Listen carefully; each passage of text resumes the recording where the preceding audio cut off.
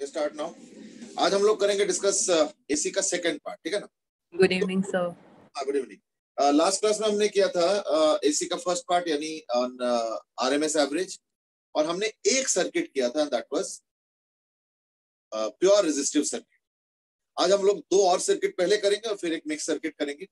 दो सर्किट क्या है ना, पहला तो है प्योर कैपेसिटिव सर्किट, ठीक है।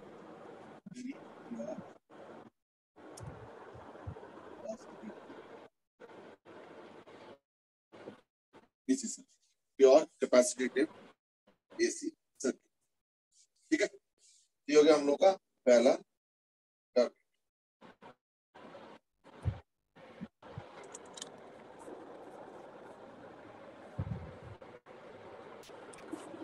इसमें क्या होगा ना, ये हो गया एसी,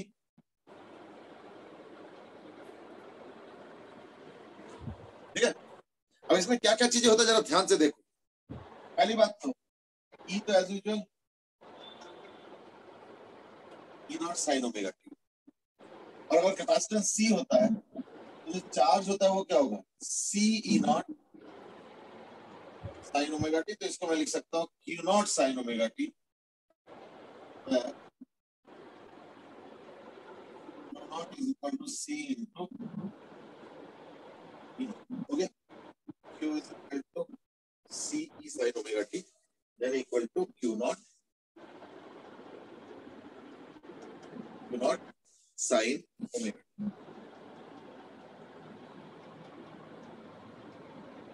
ठीक है। ये हो गया इसका नेट।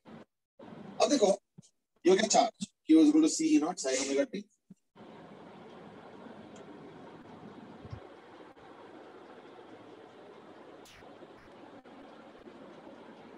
इसको डिफरेंशिएट करो तो करंट लिक्विडिटी, तो I हो जाएगा क्या, इसको डिफरेंशिएट करो तो ओमेगा बाहर आएगा और देखो cos ओमेगा t हो जाएगा, यानी हो जाएगा E naught by 1 by omega C cos omega t। इसको हम कैसे लिखें ना, ये जो चीज लिखा है मैंने अभी, ये लिखा है 1 by ओमेगा C लिखा ना, तो ये इसको लिखेंगे एज XC sin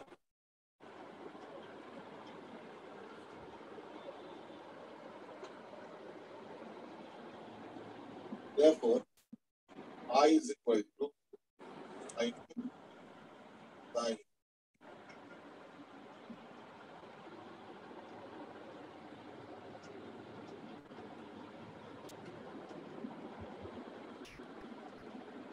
सो 1/ओमेगा c कैसे आया?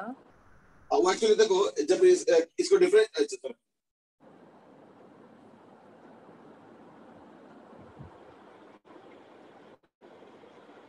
लिक्विडिटी होगा, तो लिक्विडिटी में क्या क्या आएगा देखो, एक तो सी ई नॉट आएगा, यस सर। और साइन ओमेगा टी का डिफरेंशिएशन क्या होता है, omega cos omega T, omega t। तो ओमेगा Yes. बाहर, यानी क्या आ गया E naught omega C cos omega T. Sir समझ गए। तो उसमें से ओमेगा सी को नीचे लेगा तो 1 बाय ओमेगा सी आ गया, इसी ये ऊपर चला जाता, अदरवाइज यस सर यस। इसी इतना अजीब तरह से क्यों लिखा, इसको तो ठीक ही था ओमेगा नॉट ई सी करके तो ठीक था। एक्चुअली पता क्या ना, कि मैं करंट को विजुलाइज करना चाहता हूं एज वोल्टेज अपॉन रेजिस्टेंस। अब चक्कर क्या ना, ये रेजिस्टेंस तो है नहीं, ये तो कैपेसिटेंस है, तो कैपेसिटर कोई रेजिस्टर तो है नहीं, लेकिन इसका प्रॉपर्टी रेजिस्टर जैसे है, इसलिए इसका नाम रेजिस्टेंस ना देके इसका नाम थोड़ा अलग दिया गया है, that is called as reactance. Reactance inductor का भी होता है, रिएक्टेंस कैपेसिटर का भी होता है, तो ये जो इसलिए इसका नाम हो गया XC, यानी XC हो गया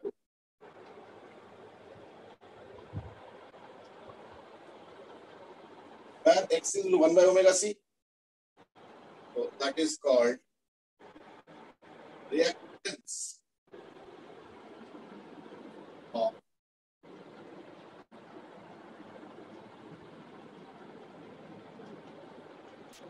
capacitor। ठीक है, देखो अच्छे से, we call it reactance of capacitor। अब मैं ग्राफ ड्रॉ करने के लिए कहूंगा, रिएक्टेंस बाय द वे क्या है ना, it is the opposition of capacitor to current, so that way it is playing a role similar to that of resistor। तो प्योर रेजिस्टिव सर्किट हमने लास्ट क्लास में किया था, उसमें रेजिस्टेंस क्या करता है, करंट को अपोज करता है। यहाँ पे कैपेसिटर भी एज इफ की कुछ एक टाइप का अपोजिशन कर रहा है, पर वो रेजिस्टेंस नहीं है, रेजिस्टर नहीं है, कैपेसिटर है, इसलिए इसका नाम थोड़ा अलग दिया है, पर इसका यूनिट वो ओम ही होगा। इसका यूनिट है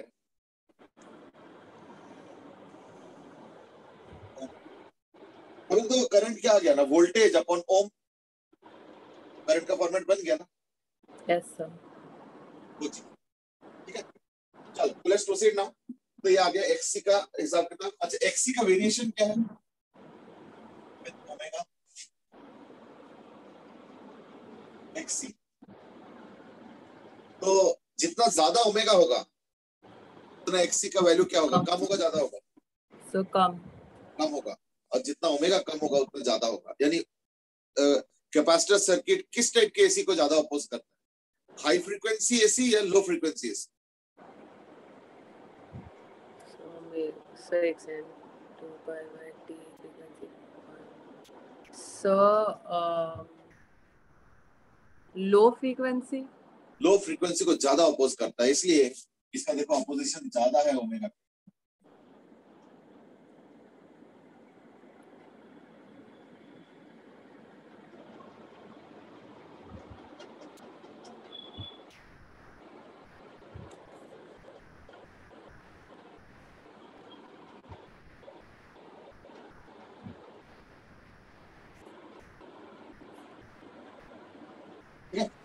या तो देखो नेट रिजल्ट क्या आ रहा है फिर? a capacitor opposes low frequency AC more than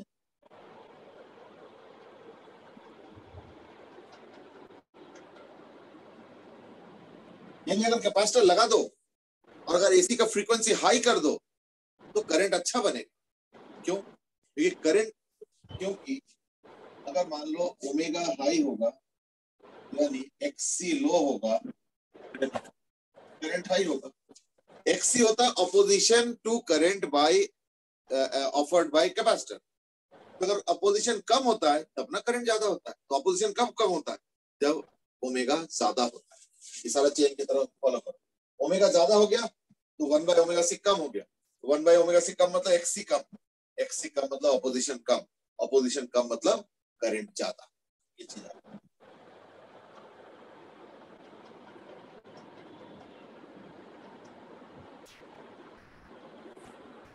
ठीक है,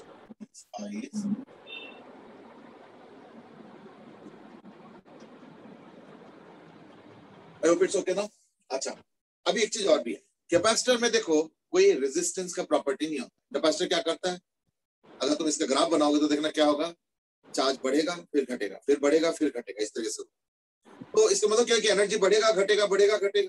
तो जब एनर्जी बढ़ता है तो पावर पॉजिटिव होता है, जब एनर्जी घटता है तो पावर नेगेटिव। इसलिए देखना आधे टाइम पावर पॉजिटिव होगा, आधे टाइम पावर नेगेटिव होगा। किसमें? कैपेसिटर। और उस चक्कर में क्या होता है, एवरेज पावर 0 होता है। इसलिए average power one cycle net power 0 होता है। क्यों? क्योंकि आधे टाइम वो एनर्जी को स्टोर करता है, फिर आधे टाइम रिलीज करता है, फिर आधे टाइम स्टोर करता है, फिर आधे टाइम उसको रिलीज करता है। ये चक्कर। ठीक है, देखो अच्छे से।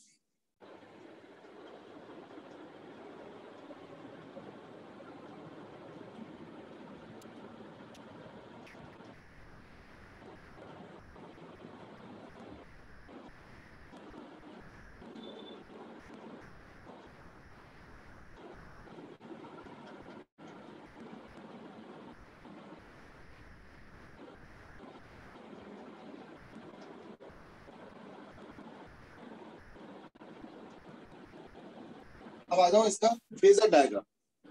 ध्यान रखना इसमें देखो करंट का omega T plus pi by 2 phase है और वोल्टेज का फेज ओमेगा टी है। यानी करंट ज्यादा है, यानी आई इज अहेड। हम लिखते हैं इस तरीके से, आई बाय पाई बाई, यानी E times I by I leads E by pi by 2। और ये भी कह सकते हो E lags I by pi by. ठीक है, देखो अच्छे से।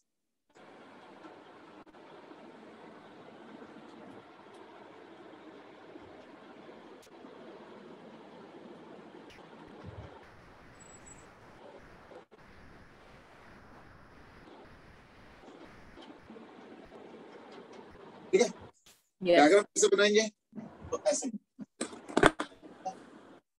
तो मान लो ये वोल्टेज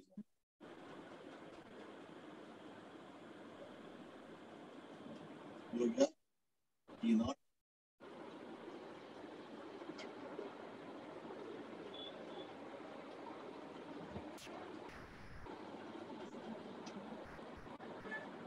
ठीक है, ये क्या है ओमेगा,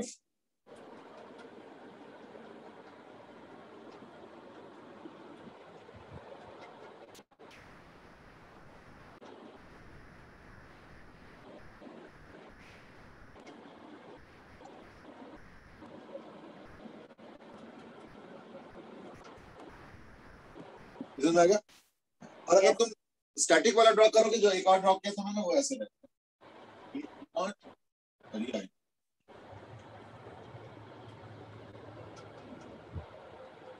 ये सारा हो, ठीक है ना। Yes, sir.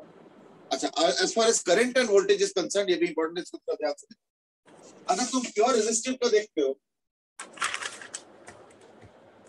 Current and voltage पता है कैसे होता है, ऐसे ये अगर वोल्टेज हुआ ना, देखना करंट ऐसे हो,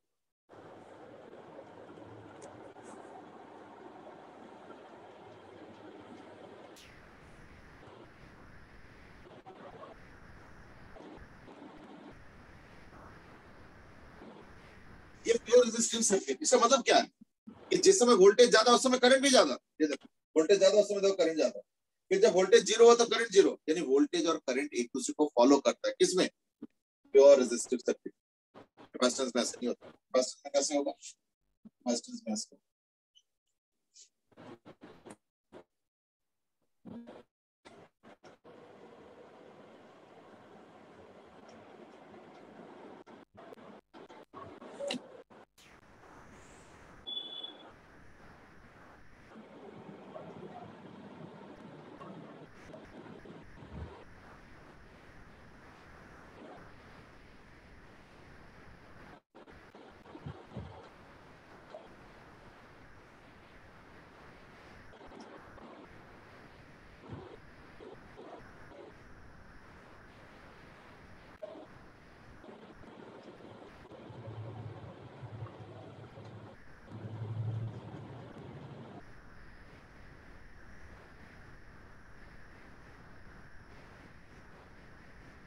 कैपेसिटर पाई बाई टू आ गया, इसलिए उसका जो पैटर्न होगा थोड़ा सा अलग होगा।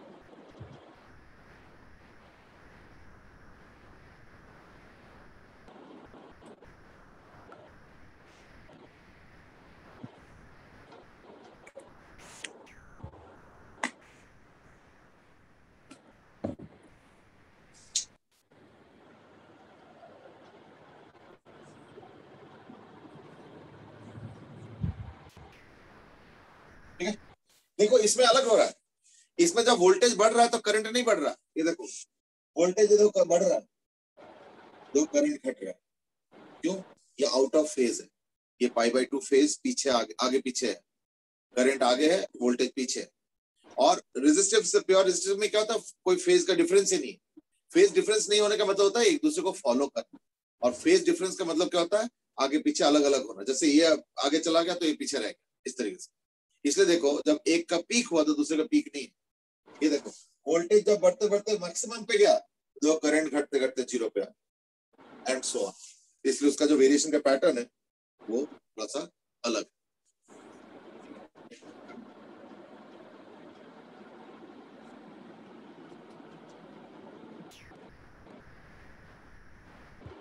ठीक है, अब हम बात करेंगे प्योर इंडक्टिव सर्किट एल। तो एल वाले में मैं डायरेक्ट आंसर लिख रहा हूं, अब तो वो हो गया।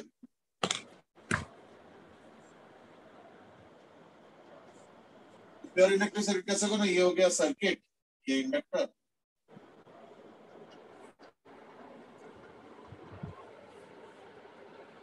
आई बनता है, वो बनता है E naught by omega L into sign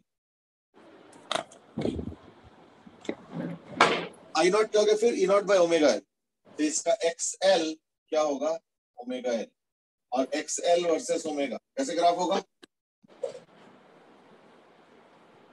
straight line, X L तो ओमेगा एल है यानी ओमेगा का प्रोपोर्शनल है, तो इसलिए स्ट्रेट लाइन ग्राफ होगी।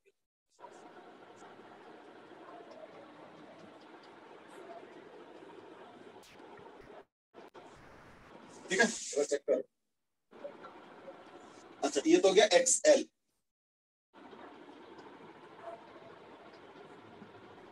और क्या है ये तो हो गया वोल्टेज और करंट है ना, और हम पावर की बात करेंगे तो पावर एवरेज इसमें भी जीरो है, यानी अगर मान लो मैं पूछूंगा कि इंडक्टर हाई फ्रीक्वेंसी को एसी को अपोज करता है low frequency, So high. High, यानी क्या लिखेंगे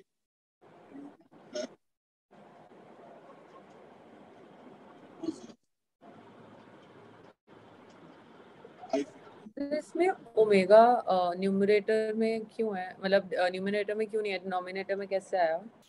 नहीं वो तो इंटीग्रेट करना पड़ता है ना इसमें, क्योंकि L D I D T होता है, इस बार इंटीग्रेशन इंटीग्रेशन में सारा फैक्टर्स नीचे आता है, जैसे डिफरेंशिएट करो तो फैक्टर्स बाहर रहता है ऊपर रहता है, इंटीग्रेशन में क्या होता है नीचे रहता है ना, यस सर, तो इसलिए नीचे आ जाता है ओमेगा। तो इसका जो ओमेगा के हिसाब से ये देखो, यानी इंडक्टर ऑपोजेस हाई फ्रीक्वेंसी एसी, यानी समझो कैपेसिटर लो फ्रीक्वेंसी एसी को अपोज ज्यादा करता है और इंडक्टर हाई फ्रीक्वेंसी एसी को ज्यादा अपोज करता है, ठीक है ना, ये चीज है। अच्छा as far as graph is concern, तो जो वोल्टेज है वो तो E naught sine omega T वो तो ऐसे हो गया, करंट का कैसे होगा वो देखो, करंट का हो जाएगा इस बार थोड़ा सा अलग,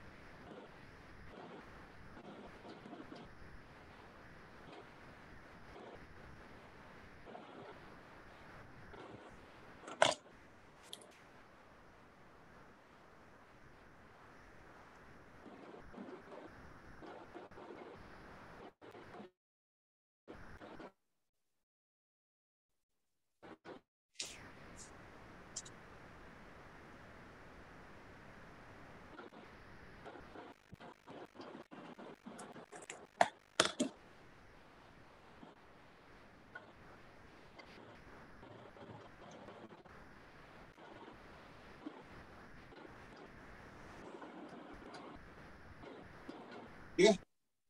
यस सर,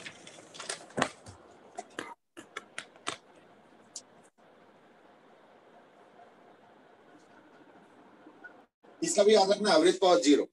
अब इसका वो आ जाओ फेजर डायग्राम, तो फेजर डायग्राम में क्या होगा, ये वोल्टेज का मान लो है, ये मान लो करंट का है,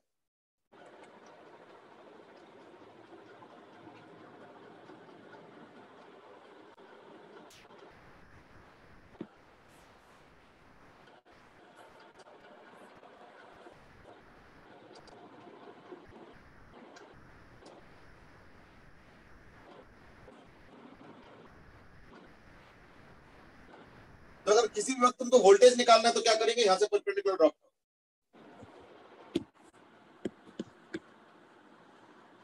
और ये हो गया करंट के लिए।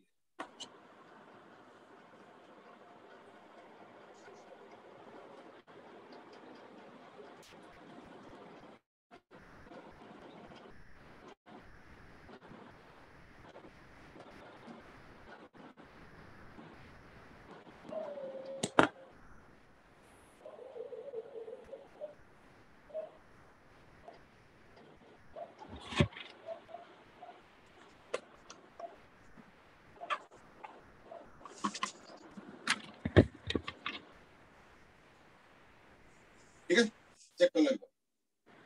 Yes sir.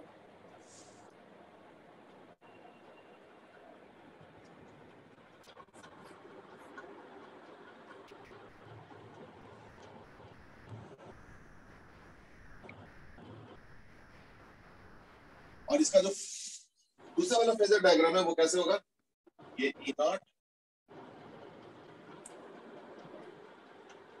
आई, तुम्हें आ रहा? Yes sir. देखो आई पीछे है, यानी इसमें मैं स्टेटमेंट में क्या लिखूंगा, जैसे पिछले बार क्या लिखा था, I leads E by pi by 2, इस बार लिखूंगा आई लैग्स ई बाई, और नहीं तो लिखो ई लीड्स आई बाई। ये जो मैंने बताया ना, ये सारा है इंडिविजुअल प्रॉपर्टीज कि एक एक का क्या प्रॉपर्टी है, लेकिन जब असली सर्किट होता है उसमें क्या होता है, सब कुछ रहता है, यानी उसके अंदर वो भी रहेगा, ठीक है ना, उसके अंदर रेजिस्टेंस भी रहेगा, इंडक्टर भी रहेगा, कैपेसिटर भी रहेगा, तो इसको हम लोग बोलेंगे फिर RLC AC सर्किट,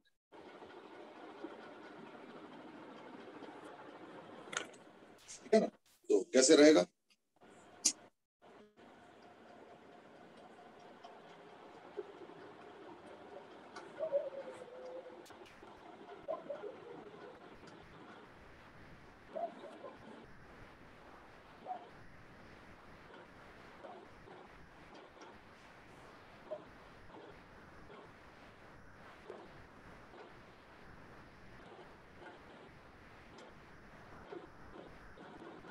ठीक है, तो क्या RLC AC सर्किट।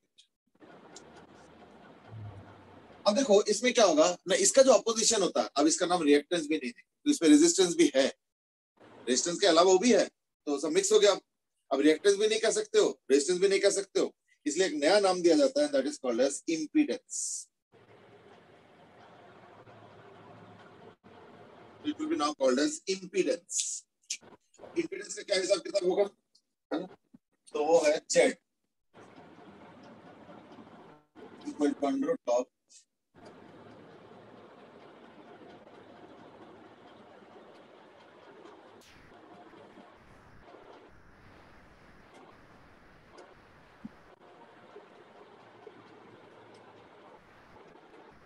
ये हो गया Z, ये हो गया इसका अपोजिशन, यानी अब I क्या होगा, देखो E तो E not sine omega T होता है,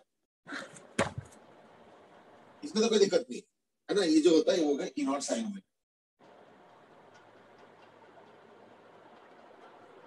ये जो I होगा उसमें क्या होगा, अब एक प्रॉब्लम है, मतलब प्रॉब्लम क्या है, ये जो करंट है, जो करंट है,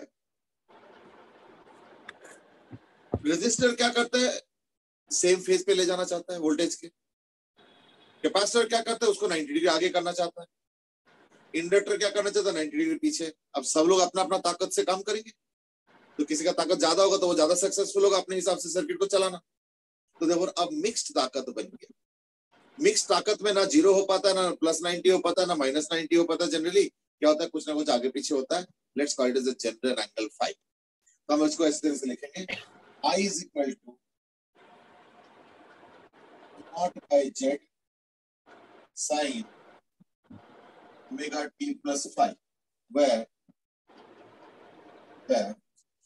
tan phi is equal to XC minus XL by R.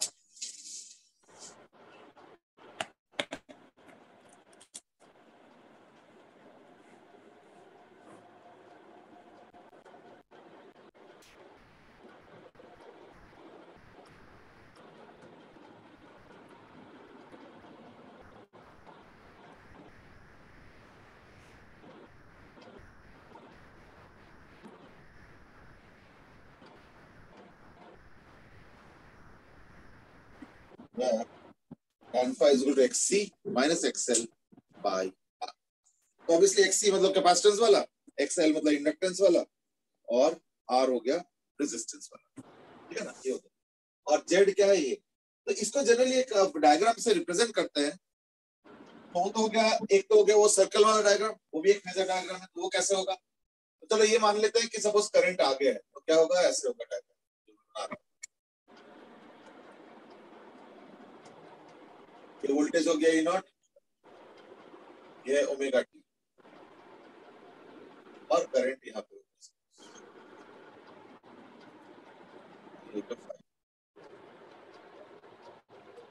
ये चीज। तो अगर किसी भी वक्त वोल्टेज चाहिए तो ये हो गया,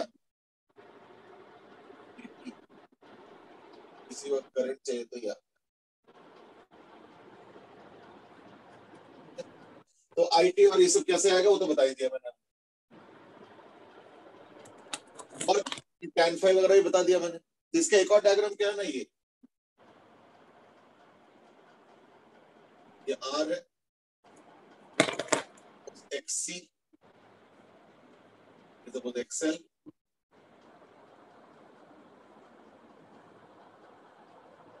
इन दोनों का result.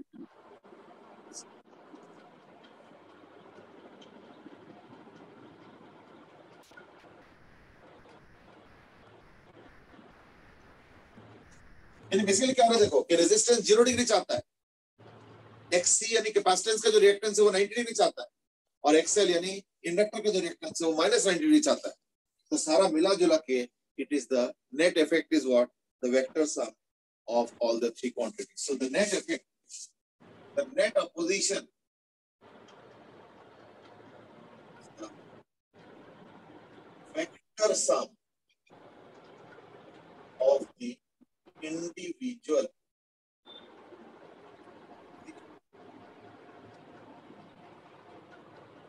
that is XC, XL and R. तो सबके अपने अपने एंगल वंगल के साथ सेट होके ये फाइनली बनता है, that is XC, XL and R. That is what the story is. ठीक है, तो देख लो ये इसका डायग्राम। इस तरीके से दो डायग्राम तो हम किसी में भी बना रहे थे, डायरेक्ट में बना रहे थे, तो इस तरीके से। अच्छा, इसमें करंट वोल्टेज का क्या होगा, नहीं तो वोल्टेज का तो वही हो गया ऐसे,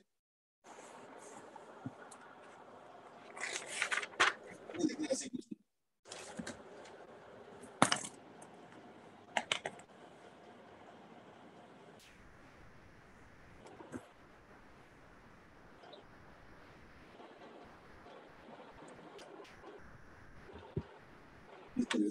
I और E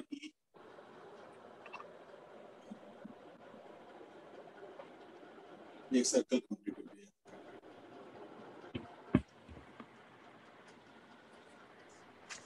ये एक साइकिल का पूरा डायग्राम है, one complete cycle.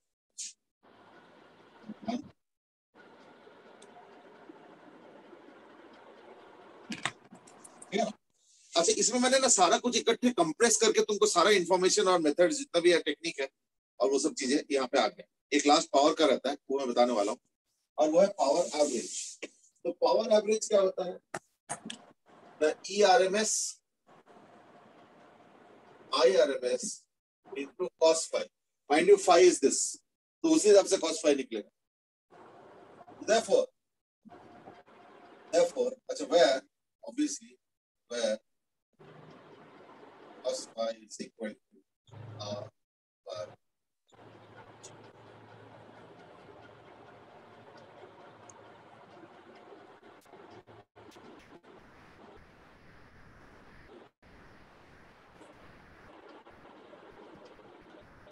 cos phi is equal to H। इसी से आ रहा है, देखो cos phi क्या होगा ना, बेस यानी R बाय हाइपोटेन्यूज यानी क्या होगा Z, है ना, और ये हो जाता है XC माइनस XL। तो ये चीज, तो ये हो गया XC माइनस XL, तो tan phi क्या होगा ना, XC minus XL upon R। तो देखो ठीक है, ये वाला जो पार्ट है ना, ये वाला छोटा सा पार्ट, ये जो डॉट दिख रहा है, ये XC माइनस XL इतना सा पार्ट। ठीक है, चेक कर लो cos phi कितना आ गया ना in this case, is equal to R bye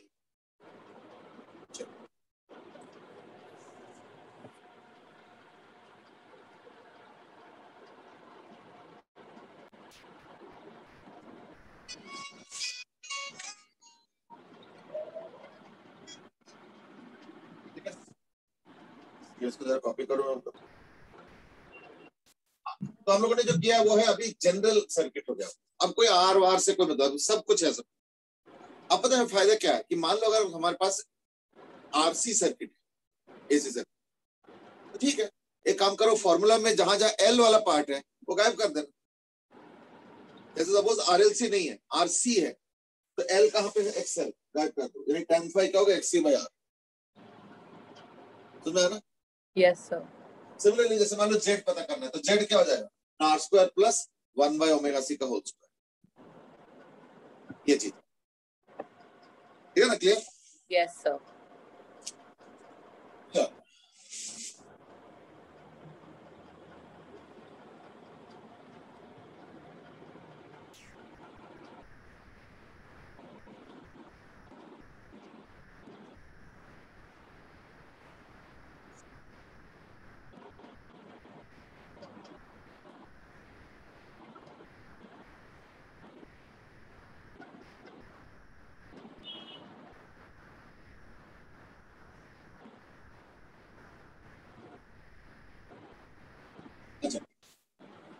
अब मैं जो इसके ऊपर ना लेकिन क्वेश्चन करना जरूरी है, क्योंकि ये ना विदाउट क्वेश्चन टॉपिक समझ में नहीं आता है।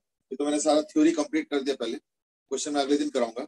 अभी मैं जो नेक्स्ट जो थ्योरी पार्ट है वो है एलसी ऑसिलेशन। अभी तक हम लोगों ने जो किया उसमें पता क्या होता है, एक सेल होता है जो वेरिएबल सेल है, E naught sine omega T, AC cell. अब कोई सेल नहीं, क्या है फिर, एक कैपेसिटर है और एक इंडक्टर।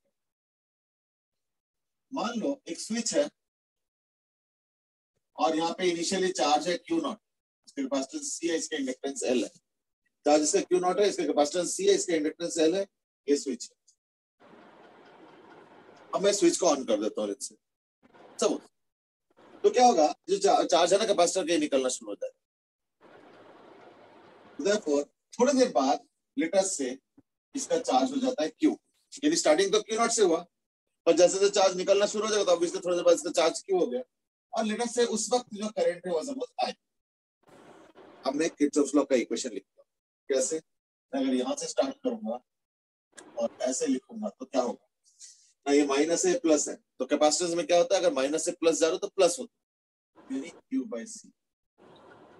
और इंडक्टर के अगर साथ में जाते हो तो करंट के साथ क्या होता है, minus L D I D T, याद है ना? Yes sir. L D I D T equal to 0। यहाँ से स्टार्ट किया मान लो और यहाँ पे आ गए 0। अब आई क्या है ना, वैसे तो आई होता है डी क्यू डी टी, लेकिन इस केस में हम लोग लिखेंगे minus D Q D. Reason क्या है, रीजन इज दैट कि इस बार जो चार्ज है ना वो डिक्रीजिंग, इसलिए अगर तुम आई को लिख दो minus D Q D T तो माइनस माइनस कैंसिल हो गया बाहर बाहर, तो डी क्यू डी टी यानी Q by C plus L into D D T of D Q D. या एक काम कर, इसको माइनस ही रख, इसको माइनस, इसको माइनस, तो नेक्स्ट स्टेप में माइनस को प्लस करें, यानी L into q by dt square is equal to minus of q by c। यानी इसको मैं लिख सकता हूँ as into q dt square is equal to minus of 1 by LC। Now you might say ये जो हम लोग कर रहे हैं क्यों कर रहे हैं ना, याद करके देखो, SHM याद है ना, कैसे होता है,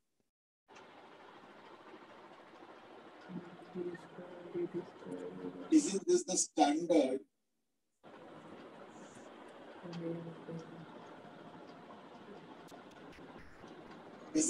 standard equation of SHM? देखो अच्छे से। Yes sir. तो ये भी तो उसी तरीके की इक्वेशन है, देखो। Yes sir. अब कंपेयर करो, बस x वहां पे था तो यहाँ पे q है, बस इतना ही है। तो इसका स्टैंडर्ड सॉल्यूशन क्या है, इसका जो सॉल्यूशन होता है तो x equal to a sin omega t, और नहीं तो x इक्वल टू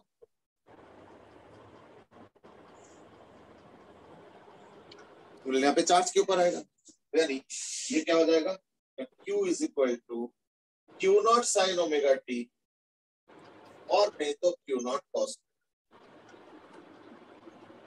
ठीक है, तो ये हो गया। दूसरी बात है, कंपेयर करो, तो ये माइनस ओमेगा स्क्वायर एक्स, ये हो गया माइनस ओमेगा स्क्वायर क्यू, यानी क्या हो गया, ओमेगा स्क्वायर, ओमेगा स्क्वायर क्या हो गया 1/LC। तो ओमेगा स्क्वायर मतलब क्या हो गया ना 2π/2 t का होल स्क्वायर। इससे क्या होगा ना टाइम पीरियड आ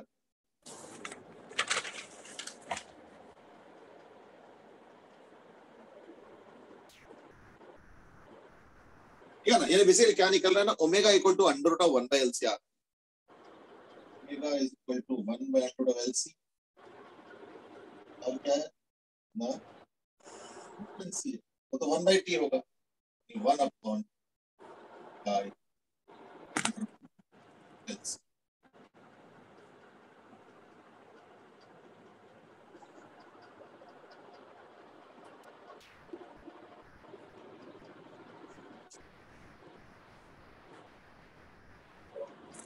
देख लो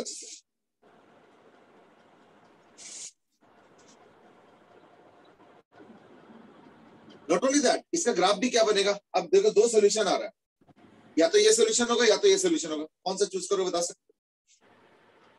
यानी हमने कुछ नया कुछ नहीं किया। इस टॉपिक का नाम क्या है ना एलसी ऑसिलेशन। ऑसिलेशन नाम इसलिए दिया जा रहा है बिल्कुल एसएचएम जैसी है। तो अगर इसका चार्ज का एनालिसिस करोगे तो देखना बिल्कुल एसएचएम की तरह ही काम करता। अभी बताओ कि कौन सा सोल्यूशन लोगे, साइन ओमेगा टी वाला या कॉस ओमेगा टी वाला, कैसे बताओ।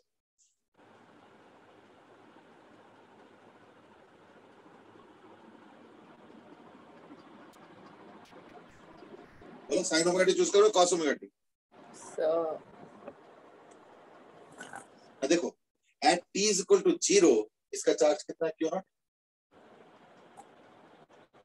स्टार्टिंग चार्ज तो क्यू नॉट लिया था ना, Q naught is the initial charge उनके पास। उसी में से निकलते निकलते अलग अलग टाइम पे अलग अलग चार्ज आ रहा है क्यू, और वो साइन फंक्शन या तो कॉस फंक्शन है। अब कौन सा चूज किया जाए। तो देखो टी इज इक्वल टू 0 पे अगर मैं इस इक्वेशन में पुट करता हूँ तो क्या आ रहा है, इसके हिसाब से क्या आ रहा है और इसके हिसाब से क्या आ रहा है। पहले वाले के हिसाब से टी इज 0 पे चार्ज क्या होना चाहिए।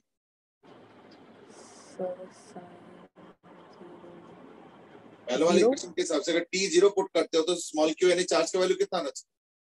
0 आना चाहिए। पर क्या 0 है। No sir. क्या है क्यू नॉट है। Yes sir. ओके अगला वाला इक्वेशन ट्राई करो। सो उसमें क्यू नॉट आएगा, उसमें आ रहा है। यानी अब हम फाइनली क्या कर रहे हैं, तो फाइनली ये हो रहा है ठीक है। यानी क्योंकि इसको लिख के मैं काट देता हूँ और ये एक्सेप्ट कर 0 पे मिसमैच हो रहा है ना। तो this is the mismatch at is equal to 0। और फाइनली फिर क्या होगा ना q is equal to q not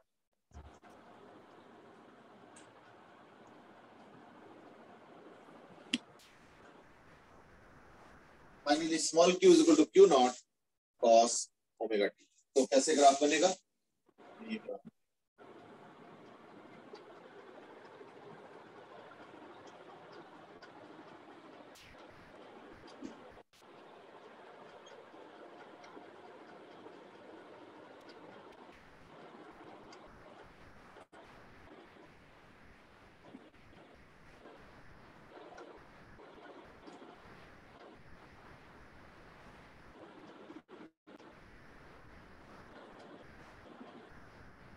ठीक है। तो इसका ग्राफ कैसे बनेगा, तो cos ओमेगा t तो t इज इक्वल टू 0 पे क्या होगा 0, और ये सारा t/4 2t/4 ये तो बहुत बार ड्रॉ कर चुका ये हो गया cos फंक्शन।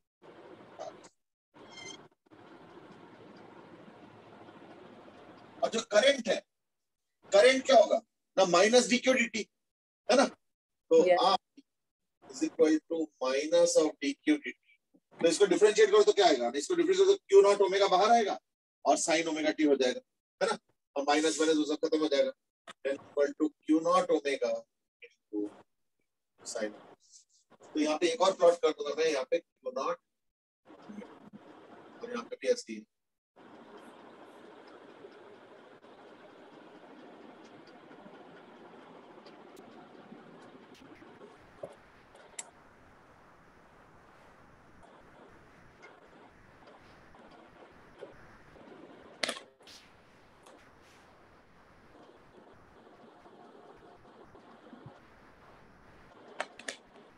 क्योंकि ये साइन ओमेगा टी का फंक्शन है तो देयरफॉर इसका बन गया ऐसे। तो मैं इसको ना ब्लू में ड्रॉ करता हूँ।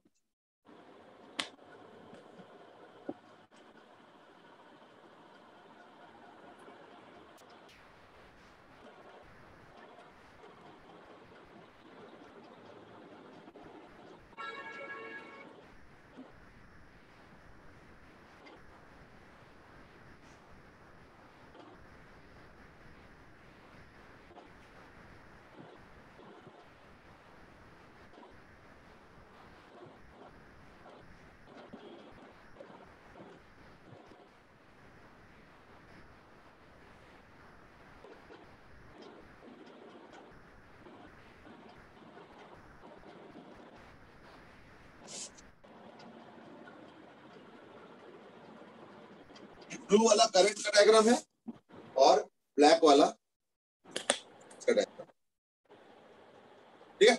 अच्छा अब देखो इससे एक एनर्जी का भी पैटर्न आएगा, वो देखो कैसे। देखो किसी भी वक्त दो चीजें आए हैं, एक है करंट का, ये देखो ये करंट का है और ये चार्ज का। तो जो एनर्जी है वो क्या होगा, तो energy at any time t is equal to energy of the capacitor plus energy of the inductor। तो कैपेसिटर की एनर्जी का फॉर्मूला क्या है, q square by 2c, q square by 2c। और इंडक्टर में क्या होता है, half L I square. Inductor होता है हाफ एल आई स्क्वायर। तो कितना आ रहा है q स्क्वायर, तो q तो ये आ गया q naught cos omega t whole square by 2c plus half L I square. तो आई तो ये है q naught omega sine omega T, तो q naught omega sine omega T का whole square. q naught square by 2c common ले, क्या आएगा cos square omega T plus, देखो c कॉमन है तो उधर एलसी हो गया, यानी LC in omega square into, लेकिन ओमेगा क्या होता है under root of 1 by LC, तो ओमेगा स्क्वायर क्या होगा 1 बाय एलसी, ये तो 1 बाय एलसी होगा। तो एलसी और 1 बाय एलसी तो कैंसिल हो जाएगा ना, यानी कितना बच जाएगा equal to q naught square by 2c into cos square omega T. समझ में आया ना कैसे ये इक्वल टू कैंसिल होकर 1 हो जाएगा। Yes sir. क्योंकि ओमेगा स्क्वायर तो 1 बाय एलसी है और ऊपर एलसी है और एक 1 बाय एलसी, तो एलसी से कैंसिल होकर क्या बच गया cos square omega T plus sin square omega, वो तो 1 होता है, यानी this will be equal to naught square by 2c।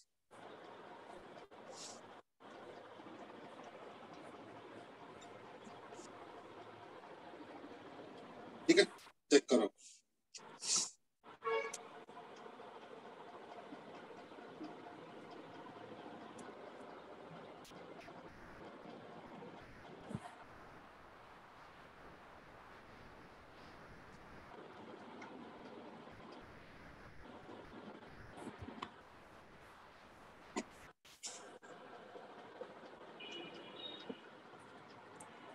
अब देखो isn't it the equal to the initial energy of the capacitor? Yes sir. और ये क्या है, ये है energy at any time T. तो वो एनर्जी दोनों में होगा, थोड़ा कैपेसिटर में होगा थोड़ा इंडक्टर में होगा। तो कैपेसिटर वाला ये इंडक्टर वाला ये ऐड करके देखता हूँ तो वही आ रहा है टोटल एनर्जी जितना की initial energy of the capacitor. So this is nothing but the initial energy stored in the capacitor। इससे क्या पता चल रहा है, that the energy is conserved, energy conserve हो रहा है। therefore LC oscillations ideal now open energy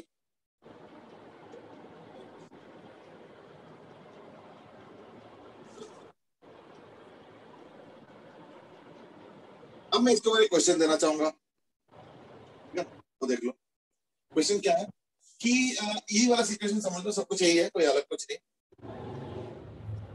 In one cycle 0 to t, where is the energy of capacitor equal to that of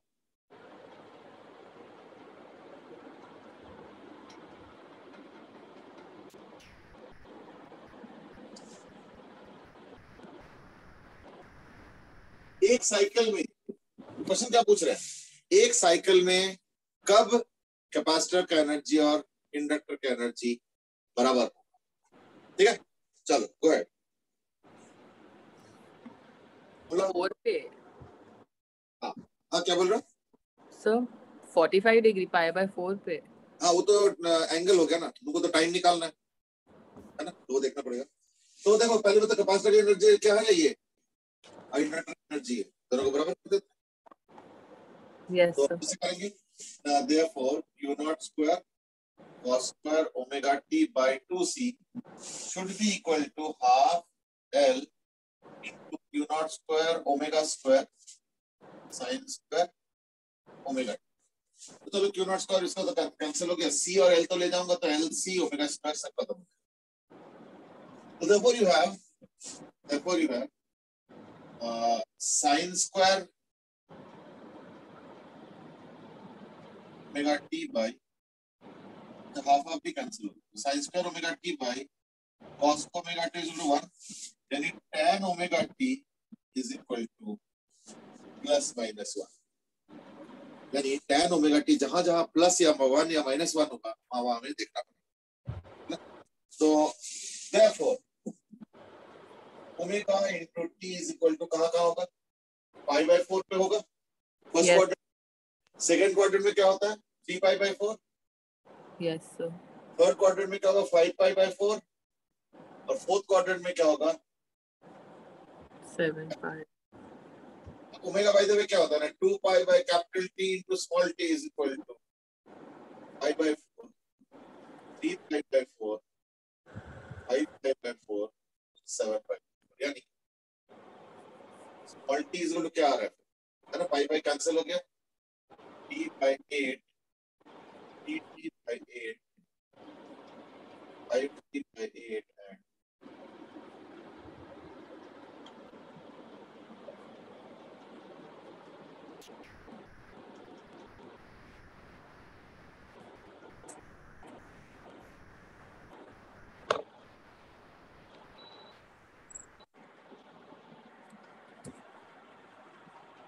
ये सारे टाइम हो गए। एक पूरे साइकिल का पूछा, ध्यान रखो। Yes sir.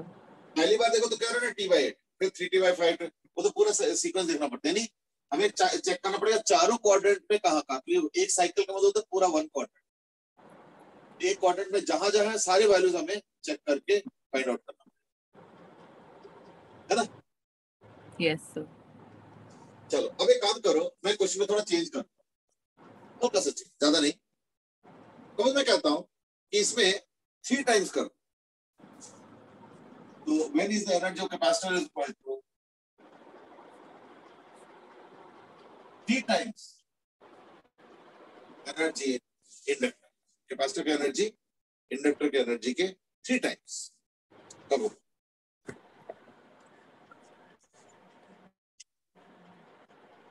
तो हर जगह थोड़े थोड़े चेंजेस हो जाएंगे। Yes sir. तो देखो कहां कहां क्या चेंजेस होंगे।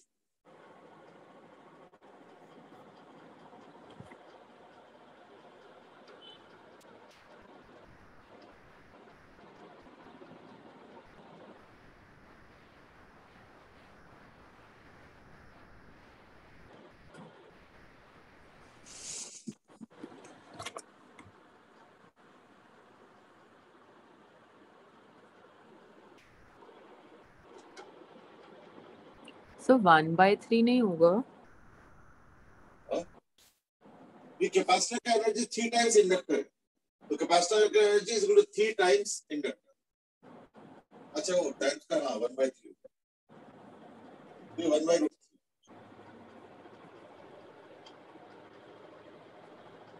तो पहले तो फर्स्ट क्वार्टर में 1/√3 मतलब कितना हो जाएगा? So 30 degree. हाँ, तो उसको हम क्या लिखेंगे? 5/6. 5/6. Yes sir. फिर नेक्स्ट क्या होगा? 150 डिग्री. Yes sir. 180 minus 30 यानी 5/6. फिर 180 plus 30. Yes sir. 2. 7/6. और एक 360 minus 30 यानी 11/6 है ना? Yes. 5/6, 5/6, 7/6, अब t कितना आ गया ना, t से कर लो तो पाई पाई कैंसिल, तो यानी t/12, 5t/12, 7 times t/12, and t/12. 11 times t/12.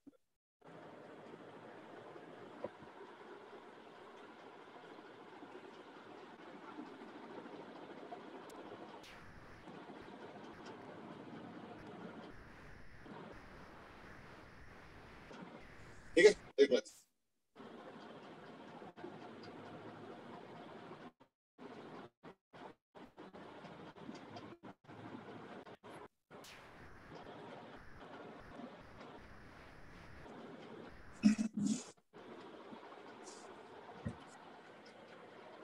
ठीक है, चेक कर लो, ये समझ में आ रहा है? Yes sir. चलो, अभी पूरा चैप्टर खत्म नहीं हुआ है, अभी तो थोड़ा सा रहता है, प्लस जो हमने अभी आरएलसी सर्किट वगैरह किया है उसके ऊपर थोड़े क्वेश्चंस करने पड़ेंगे, तब जाके वो एक्चुअली तो क्वेश्चन मेनली आता है फेज डिफरेंस, पावर फैक्टर, ये सब चीजें, ठीक है ना? और चलो कोई नहीं, अब एक एक करके धीरे धीरे आइडिया करेंगे। इसके बाद जो टॉपिक बचता है वो है एक तो quality factor of AC, Q factor, और है ट्रांसफार्मर, और इसके ऊपर क्वेश्चंस जो हमने आरएलसी आज सर्किट वगैरह किया है उसके ऊपर हम लोगों को क्वेश्चंस भी करने पड़ेंगे, ठीक है ना? Yes sir. चलो ठीक है, आज के लिए इतना ही करते हैं। एक बार ना ये जो लास्ट के क्वेश्चन किया ना, जो एलसी ऑसिलेशन में जो मैंने क्वेश्चन कराया ना, समझ लीजिए यही आएगा, ठीक है ना? Okay. निकाल जा सकते कि फ्रीक्वेंसी बता दो एंड ऑल, वो तो फॉर्मूला है, वो तो बहुत ही आसान है। टाइम पीरियड वगैरह दिया था ना यहाँ पे, वो मिटा दिया मैंने। एक तो टाइम पीरियड, फ्रीक्वेंसी वगैरह, ऐसा angular frequency and so on. और नहीं तो ज्यादातर क्वेश्चन यही आता है कि एनर्जी बताओ कब किसका होता है, हाफ कब होता है, 1/4 कब होगा, 1/3 कब होगा, 3 टाइम्स कब होगा। ये बहुत ही कॉमन क्वेश्चन के अंदर, ठीक है? चलो आज के लिए इतना ही, फिर have a good day, bye bye. Thank you sir.